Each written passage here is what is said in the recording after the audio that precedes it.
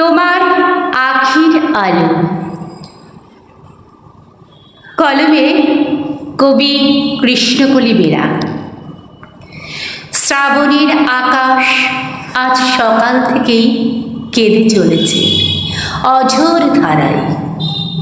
ঠাকুরবাড়ির সামনে ফিরে তবু কমতি নেই। অবশেষে তিনি বেরোলেন।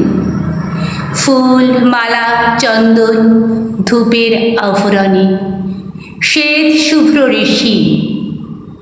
মুহূর্তের চঞ্চল সমবেত মানুষের হৃদয় একটি বার তাকে শেষবারের মতো দেখবার আকুলতায়।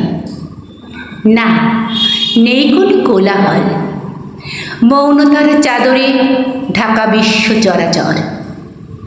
ফিস ফিস বৃষ্টি ভেজা কণ্ঠস্বর কানে কানে বলে গেল, তখন আমায় নাইবা মনে রাখলে, তারার পানে চেয়ে চেয়ে নাইবা আমায় ডাকলে, যখন পড়বে না মোর পায়ের চিহ্ন এই বাটে, যখন পড়বে না মোর পায়ের চিহ্ন এই বাটে।